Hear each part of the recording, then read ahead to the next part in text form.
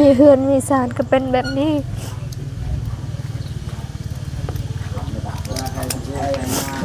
ได้เฮือนเขาดีใจแล้วพัวเขาเป็นอีกน้องล่ะมันท้องน้องตะกุกูtrời yêu lại được cái ta đó nhưng cái xe cứ lên đi ông tao cứ con chịu phải cho của đi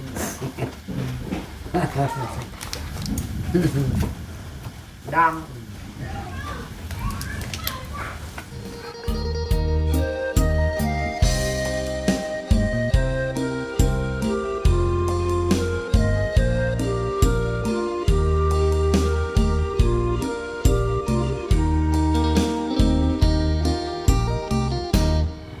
มาฮอดจอดถึงเป็นที่เรียบร้อยเนาะก็จะได้พูดคุยไต่ตองกันบัดนี้เนาะทั้งสองกำสองฝ่ายเพราะว่าทั้งฝ่ายของทั้งผัวนี่ก็มานำกัน4คนกับทางน้องสอนเนาะแล้วก็ฝ่ายทั้งเมียนํบัดนี้พี่น้อยเนาะเอาเนาะเฮามาเบิ่งมาพูดมาคุยนํกันพี่น้อยทั้งผู้หลักผู้ใหญ่เพิ่นสิพูดคุยกันอบรมแบบใดเนาะพี่น้องเนาะกราบสบายดีและสวัสดีพ่อแม่พี่น้องเบิดสุขสุคนพบเจอกันอีกคือเก่าคือเดิมพี่น้องเนาะมื้อนี้ก็อยู่นํกันเบิดมื้อมื้อนี้เนาะมาติดตามสำหรับเคสของทางน้องออนเนาะมามื้อนี้ก็เห็นทางน้องเพิ่นรู้สึกว่าหน้าก็คือยิ้มแย้มแจ่มใสก็คือบ่ได้เศร้าได้มองปานใดเลยพี่น้องเนาะเอาเนาะเดี๋ยวทางบ่แจ้งก็ชี้แจ้งทางน้องเพิ่นนำเนาะเพราะว่างบที่ซอยทางผัวเรานี่แหละพี่น้องเนาะทางเอ้ยเจนซอยคานำผัวไปบำบัดเนาะพี่น้องเนาะตอนนี้เฮาก็ได้มีงบแล้วสิไปแจ้งบอกน้องเพิ่นให้เราทำฮู้ก่อนเนาะให้เพิ่นดีอกดีใจเนาะพี่น้องเนาะเอาละพี่น้องเข้าไปเบิ่งน้ำกันเนาะเพิ่นกำลังเริ่มพิธีหรือว่าเริ่มพูดคุยน้ำกันเนาะพี่น้องเนาะ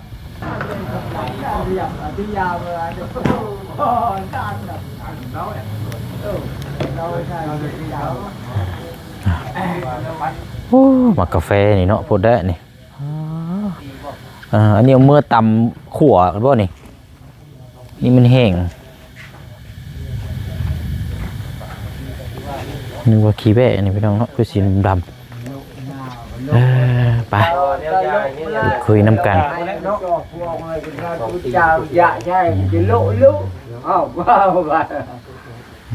เนาะสบายดีเด้อเนาะทุกคนน้ำกันอีกอยู่น้ำกันเบิดมือและมือนินตั้งแต่เช้าทางเรื่องน้องหอนปลุกขึ้นมากเลยเขาเรื่องกันเลยมือเสาร์นี้ก็ได้เนาะเดินทางมาเมื่อกี้นี่กับทุลักทุเลพี่น้องเลยเจ้าเล่นรถข่อยตกใจเวิร์ดนี่มันคือรับแบบนั้นยัยโอ้มันบืนมันหมดทั้งหน้ามันกระมังครับมันรถใหญ่บ่นี่ไหลลงพวกเองนี่นี่วะเป็นยัง โอเคเนาะอันใช่แม่นั่นแหละมาคุยกันเบากันเพราะว่าคือว่าแล้วมื้อนี้กับคันว่านั่นก็บ่จำเป็นบ่อยากให้พ่อเมื่อก่อนก็ได้เพราะว่ายังบ่ทันได้เคลียร์ไต่ตองยังบ่ทันได้ 100% รอให้ 100% แล้วจังอันนี้เนาะแต่คนนั่นแหละไปนอนจูเอาจูบนบ้านไปให้นะว่า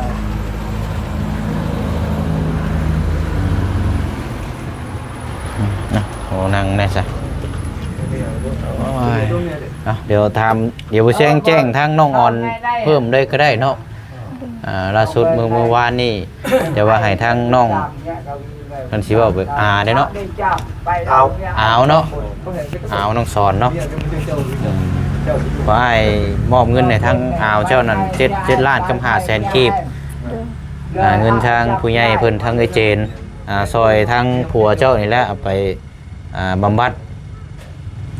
ในระยะก็3 ปีบ่เรา2 ปีบ่เพิ่นบอกแล้ว2 ปี7 ล้าน5ได้2 ปี2 ปีก็เอาเนาะก็สิมันยังบ่ดีบ่เศร้าก็นั่นอยู่ดอกเนาะต่ออีกก็ต่ออีกเนาะเฮาบ่กล้าเมื่อจะได้ก็ปรึกษาว่าสิขายรถจักรขายสมบัติได้ตะกี้ก็พอดีทางเอ้ยเพิ่นยื่นมือเข้ามาซอยได้ในระยะ2 ปีนึงก็จะเป็นครูเป็นคนอยู่บ้างเนาะเอาได้เนาะก็ถือว่าเป็นเรื่องดีสำหรับทางเจ้าเด้อวันนี้ใครเทียทั้งนั้นแล้วก็จังก ก็โอเคแหละมื้อ2-3มื้อก็แม่นจังว่าพาลูกเต้ามื้ออยู่พื้นเฮือนซ่านบัดนี้มันกินมื้อหายากอยู่พุ่นแหละ ถามน้องๆเพิ่นก่อนเนาะ เนาะแต่ว่า ว่า ต้ น้ อ อง งเพิ่นสิว่าจังได๋ ต้องถามคือว่าแน่ เวลา เนาะ ผู้ใหญ่เพิ่นมาเว้าแล้วก็คำน้องเพิ่นสิกลับบ่หรือ ใหญ่ ว่า เบาฟัง ให้ผู้ใหญ่คือหยังเพิ่นทั้งสองฟัง คุยอบรมกันเนาะ เพิ่นมาเพิ่นยังบ่มาบ่ครบบ่ยังบ่ครบกัน ยังบ่ทันมาบ่ประตู อยากเอาไปลอง ไปบอกกัน กำลังไปบอกอยู่ เออ เพิ่นมาคุยกันก่อน คุยกันเนาะ คำสิครับก็ครับคำบ่ครับก็บอกเนาะ อืม แล้วแต่ทางน้องเพิ่นตัดสินใจ นั่นแหละ ตัดสินใจครับก็ครับคำบ่ครับก็น้องเพิ่นอาจสิตัดสินใจเองดอกคือว่าพวกเขาเพิ่นน่าจะเป็นผู้ มาเมื่อวานนี่น้องเรามาฮอดพี่แล้วบ่มาพี่ นำมาจากมือเลย มามือนี้ เจ้าเดินทางมาก่อนบ่ คือจักมาก่อนรอทางเนี่ยเพิ่นมาก่อนสมัยนึงก็ได้พี่น้องเนาะให้เพิ่นมาโอมาล้มกันก่อน เบิ่งน้ำกันนั่นแหละ บ้า เนาะ นที่ใครไป คุยนำกัน รอดกันรอดกันย่าง นอนคนน้อยเนาะ โดน เอ้ยหน้าให้ใครจังไปจังนั้นล่ะ มาฮอดพี่บัดคือว่าฝนสิตกแท้นี่เนาะคือบุ่มบั่มมื้อนี้จะกินแล้วบ่เข้านะน่ะกินแล้วบ่เราก็เล่นเวียกให้ทั้งอ้ายดื่มกินข้าวกินน้ำ นายดาวห่วยบัก ใช้ลูกไปใช้เบิดใช่อยู่ดำเพื่อนอันป้าบ่ โดย วันพรุ่งนี้ได้ใช้บริเมนบ่ นี่เนาะน้อง เป็นลูกพี่ลูกห้อง โดย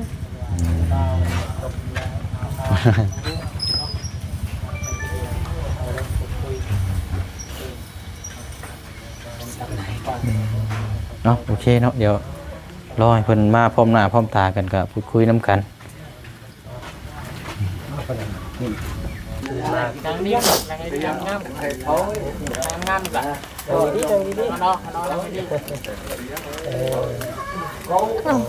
กูออก แต่คนก็เคารพน้ำใจของน้องออนเพิ่นอยู่ว่าซั่นเนาะถึงเราจะพบจะหนีจะพบจะหอบก็เราบ่ทิ้งลูกทิ้งเต้าเราว่าซั่นคือว่าน้องเพิ่นจะมีความรับผิดชอบต่อลูกต่อเต้าเนาะคนที่ ตามพี่กันแล้วนี่ ตลอดเป็นแหล่งรู้อย่างเนาะเบิด4ผู้หญิงเบิด4เลยพี่น้องเนาะ น่ะไปทั้งพ่อเบิดเลย พอบ่เลยคน หมอผู้ใหญ่นี่ยังคือน่ะ ไปเด้อ คำสอนไอ้แม่นยังสอนคำซองบ่ คอนน้องคอนน้องคอนน้องวันทอง เออ น้องวันใหม่ มันไม่ คือแล้ว วั วัน นเดียวมันวันไรเนาะ วันทอง เป็นชื่อช้าเนาะ เป็นวันใหม่ ท้องดีนี่คือมันคือชื่อคือผู้ชายพด ตายโพดเอาวันใหม่เด้อบัดนี้เด้อซื้อเด้อน้องวันใหม่เนาะเขาก็แล้วบัดใหม่ซะ วันใหม่วันงามบ่ วันงามจะได้มีแต่สิ่งดีๆงามเข้ามา โอ้ เนาะ โด หั ย กเลยนี่วันใหม่วันงาม พรน้องพรน้องวันทอง อืม น้องวันใหม่โอเค อืม เนาะ ลูก มัก น้องวันให มั ม่ กอยู่บ่ เด้อ โดยมัก มักอยู่เอาเป็นวันใหม่เนาะ โด ห้อย งซื้อแม่น้องวันใหม่นะ แม่น้องวันใหม่ซะน้องออนกับหมู่บ่ว่าซะบัดนี้เนาะ โดย ออนมันออนเอพุ่น แม่ แล้วก็เอิ้นแล้วออนนง น่าจะมาพร้อมแล้วว่าเนาะ มาครบแล้วบ่ ใช้อันนี้คือ คือว่า ที่ขาดไก่ตัวหนึ่งบ่มันต้องมีไก่นำบ่แม่นเรามาซื้อเอาอยู่พี่ก็ได้เนาะเดี๋ยวเป็นคำว่าแบบในคนบัก บาซ้อนมันไก่ได้จะได้ระบบไก่หาซื้อ ไปเอาเงินที่ขาดก่อน ใช้เงินแทนเอาได้คือกันนะเนี่ย ใส่เงินแทนเอาเนาะให้คนซื้อเองเนาะ แทนแล้วก็ง่าย จังบ่ เลย ซ่า เนาะ เวลาว่านะ พอทางฟังต้องมีไก่มีเหล่าไปเลยเนาะมีของประเพณีทางเพิ่นทางบ้านเฮาก็อีกแบบหนึงนะแล้วแต่เห็ดน้อยเห็ดใหญ่เห็ดน้อยก็ไก่เห็ดใหญ่ก็หมู ในคักหัวเนาะแล้วแต่เหตุเบิ่งสมแก่เหตุอะและคือว่าพี่น้อยเนาะเล็กน้อยกับสมน้อยเฮ็ดใหญ่กับสมใหญ่ เนาะหลังจากพวกเฮาลำรอทางสุรพิเยเป็นโอลมกันอยู่ข้างในให้เพิ่นทั้งสองฝั่งสองฝ่ายเจอหน้ากันบัดนี้พี่น้องโอลมกันเนาะเฮาก็สิมาถามทางน้องออนก่อนบัดนี้พี่น้องเนาะทางน้องออนเพิ่นนี่สิมีความคิดใดๆเนาะเกี่ยวกับการกลับไปอยู่บ้านหลังนั้นหรือว่าน้องเพิ่นมีความคิดแบบว่าบ่กลับก็อยากให้น้องเพิ่นเว้านะเนาะ ชี้แจงออกเนาะ อยากให้ถามความสมัครใจของน้องกันแหละเนาะ โดย โมเมนต์ว่าพวกอ้ายมาบังคับให้ครับให้อย่างแน่นเด้อเนาะ โดย ทาง แจงข้างนอก ทางเจ้าว่าได้สนองเนาะสิครับไปอยู่บ่ ให้พี่น้องผัวเฮาฮับเฮากลับคืนยันพี่น้องผัวเฮาบ่ฮับ อ๋อแบบเพิ่นมาเนี่ยเพิ่นล้มกันเรื่องนั้นบ่ โดย เรื่องว่าสิฮับเจ้าคืนบ่หรือว่าบ่ฮับสิเนาะ โดย เพราะว่าเจ้าหนีออกมาเด้เนาะ โดย หนีก็มันบ่ได้มีความผิดได้ตัวนี้เนาะ เห็นไหม เพราะว่าเราหนีด้วยความแบบ คือความปลอดภัยบ่ เนาะเพื่อความปลอดภัยของตัวเรา เราอยู่บางเทื่อเราเจ็บเราเป็นหันไผรับผิดชอบบ่ สำหรับ ปกติแล้วแหละ ครับชื่อเอาโทษเราแบบนี้บ่ถึก บ่ถึก ผู้ชาย แล้วก็คือว่ามื้อนี้มีทางฝ่ายผู้ชายว่าทางชาวอ้อนนี่คิดดีนี้ออกมาเนาะแต่ที่เพิ่นเนาะแต่ว่าบ่เป็นจริงในสายตาเฮาแล้วนี่ก็คือเพิ่นก็เอาตัวรอดของเพิ่นน่ะเนาะก็บ่ได้ผิดนี่แหละเนาะเขาก็ญาตินี่ไม่ค่อยว่าสินี้กันได้ค่อยก็ได้เนาะ เพราะว่าอยู่พื้นที่เนี่ยพื้นที่เพิ่นนั่นเลยว่าทางเมียนี่กลับไปเฮือนทางญาติภายทางพ่อทางแม่แหละเพิ่นสิถือว่าต้องเสียไก่เนาะเห็นบ่ต้องมีไก่นี่เนาะมายินมายอมกันนั่นแหละที่เราเป็นคุยภาษาเพิ่นอยู่ทางในเพิ่น ก็มีทางบ่ซ้อนเนาะทาง แม่นนะปิดคอมเมนต์ได้นี่ ทำเพิ่นรับเอาขึ้นกับเจ้ากับสิเมื่อเนาะ โดย เพราะว่ากลัวกันเพิ่นได้ไปเข้าบำบัดแล้วเนาะ โดย ต้องย่านเด้อน้องเด้อ โดย เพราะว่าทางน้องก็กลับ เมื่อวานนี้ลูกเฮาพามือแม่มือเฮือนเองคิดฮอดอยู่นี่บ่แจ๊กเฮาให้ลูกเฮาพามือเฮาคิดฮอดคือกัน แล้วก็อยากบอกน้องออนนั่นนี่เนาะคือเรื่องที่มาเมื่อนั้นว่าทางคนได้ขายตะนงตะนางอะไรยังอ่ะทางโบใหญ่ที่แม่คนเคยซอยมาเนี่ย โดย คนไทยคืนมาเด้อ โดย ตะนาง เฮา หรือว่านี่ชิ้นที่ว่าทางครัวคนทางครัวน้องเฮ็ดไว้นะเนาะทางโบใหญ่คนซอยเขามาแล้วเด้อ โดย มาขบวนกันแหละแม่คนที่เคยซื้อตะนางให้เจ้าเขาแหละ โดย คนไทยมาคืนใส่หนีให้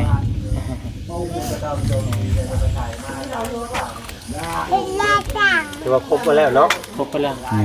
ถือว่าบ่ได้มีหนี้มีสินอย่างแล้วเด้อ บ่มีหยังแล้ว เราบ่ต้องย่านเมื่อกันเนาะ มีแต่คันว่ามือเฮือนเพิ่นก็บำรุงเฮือนซาดนั่นแหละบัดนี้ นี่จะเบิ่งปัดกวด ปัดกวดใต้ตารางเฮือนซาดมันสะอาดก็อยู่กับลูกกับเต้าในระยะ2 ปีเนาะ เฮานอนกับบ่แจ๊กกินฮอดเฮือนกินฮอดหมูอยู่บ้านบ้านนี้เฮาอยู่บ่เคยอยู่เฮาบ่แจ๊ก เนาะมาพี่มันบ่ลึงคืออยู่พุ่นเนาะ โดย กดดันเนาะกดดันเป็นความเล่าแหละพี่น้องเพราะว่ามาอยู่เฮือนเพิ่นนี่ลูกมันหลายคนบัด ลูกก็ลายเลย เล่นหยอดเลยที่เคยเห็นเนี้ยดื้อสักเล็กน้อยปกติเพื่อนพี่น้องเนาะเราบัดโมเมนต์เพื่อนเล่าบัด พี่น้อง จักกันเลยย่านเพื่อนให้ พี่น้อ จั ง กกัน ก เล ลัวย เฮาบ่ฮับเฮาบ่กล้ามือ เพราะว่าทั้งญาติทั้งผัวบ่ฮับกับบ่กล้ามาให้กันแล้วเนาะ โดย สุดแต่ว่าทางคนสิลบกันทางในบ่เนาะ เพิ่นกำลังคุยกันอยู่แม่นบ่ โดย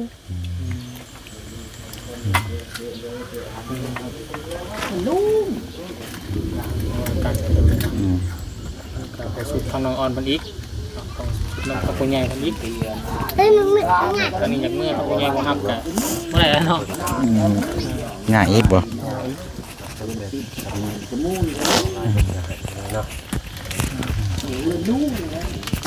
คนลุง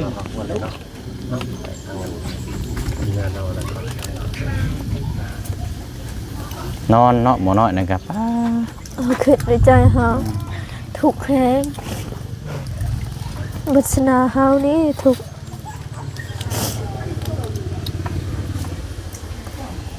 ถูกบุญวาสนาตัวเองเนาะ โดยมีเฮือนมีศาลก็เป็นแบบนี้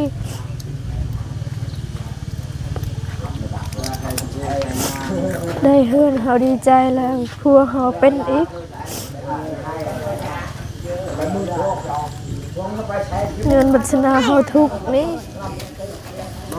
คืออยากถามเนาะผู้ใหญ่ผมก็อยากถามทางออนการเป็นฝากมาว่าที่ทางผัวจะเป็นเสมอ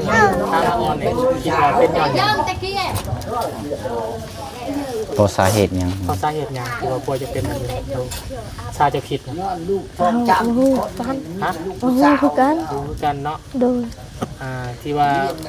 ทางผู้รับผู้ใหญ่บรรทับชมมาติดตามที่ทางชีวิตของออนหน้าของตัวฝากบอกว่าทั้งเรื่องที่เรื่องสางโมเมนต์ดอกเนาะ โดย ที่เราเป็นเสมือนใหญ่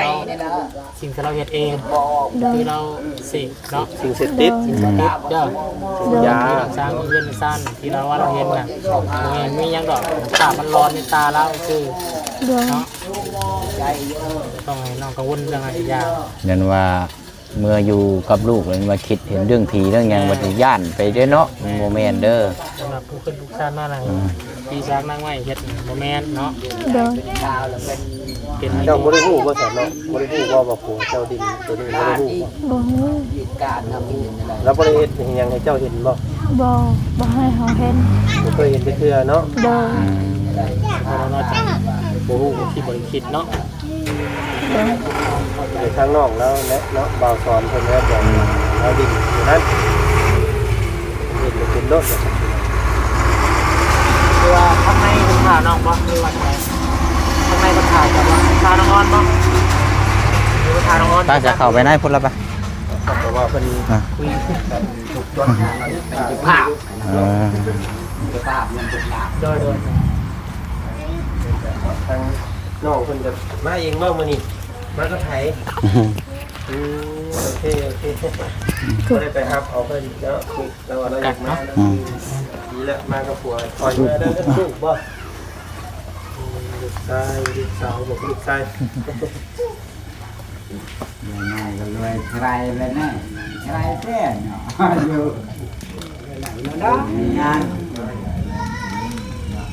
เรา น้องล่ะ ตาโต มันคล้องน้องตะกุตะกุ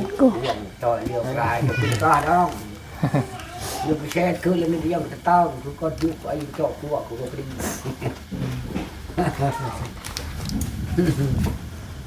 ดัง คนมาทางไหน ใช่ รอถ่ายดีบ่ งับแต่ตาดังแล้วก็เชียบตะบนนับ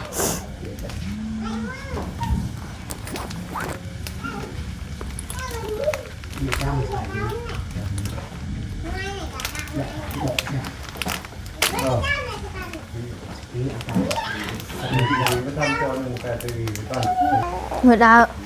แต่ดาวแต่ป่า ก็จะชิมอง ป่าไปปะยา อยู่แค่หนึ่งเดียวมาเนี่ยก็แล้วหลายอย่างบนหนาราคันละจักจะให้คะแนนจะก็คือร้านเลิกว่าเขาก็อยาก น้องอ่อนน้องอ่อน นี่ มันเจ้าออกมาพี่คนก็ได้เอาลูกมาไว้เนี่ย เอาไว้เลยค่ะดูละจัก มา นะ ให้ คะ กัน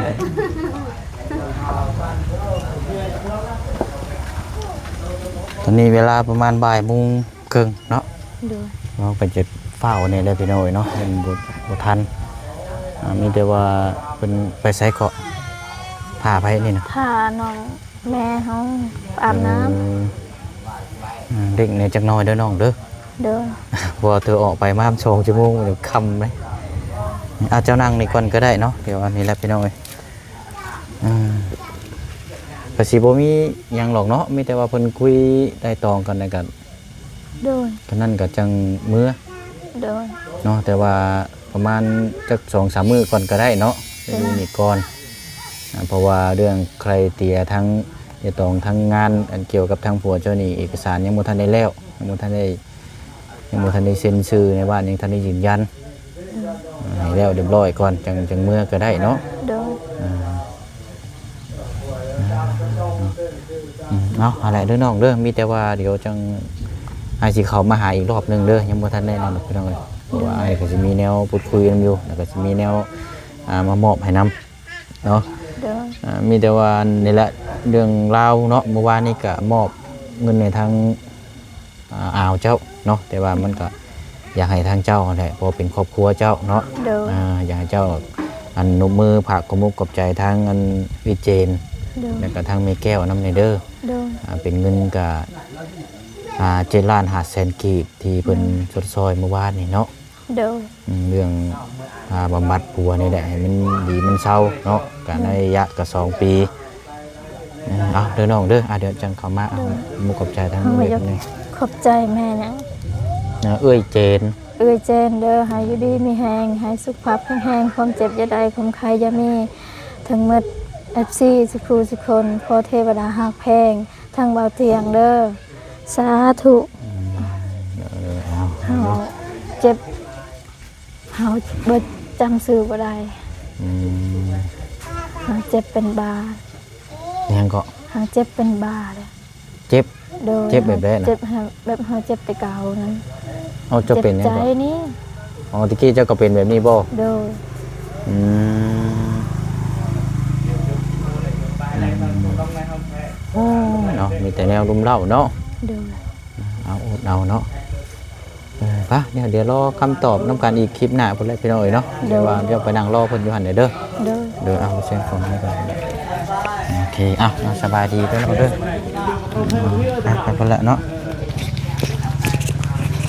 เดี๋ยวให้ทั้งผู้หลักผู้ใหญ่เพิ่นคุยกัน2 กัม2 ฝ่ายพี่น้องเนาะไต่ตองคุยกันแล้วก็จำฮีตจำคลองตามฮีตประเพณีเนาะแล้วก็เรื่องสีเมื่อก็คือเขาคุยบอกทางน้องเพิ่นนั่นแหละพี่น้องให้ยูนิก่อนเนาะอดเอายูนิก่อนให้ทางนั้นแล้วเฮ็ดห้อยแบบ 100% ก่อนจังเมื่อเนาะอีก 2-3 มื้อ4 มื้อพุ่นแหละทางเฮาสิขึ้นมาใหม่นี่ภาพพุ่นก็ผู้พี่น้องเอ้ยต่ำๆอยู่เอาเนาะตามนั้นแหละพี่น้องเนาะคลิปนี้ก็ทางผู้เสียงก็สิได้ล่ำลาพ่อแม่พี่น้องไปอีกคือเก่าคือเดิมเด้อเนาะพบกันในคลิปหน้าเนาะคลิปนี้บ๊ายบายเด้อพี่น้องเด้อสวัสดี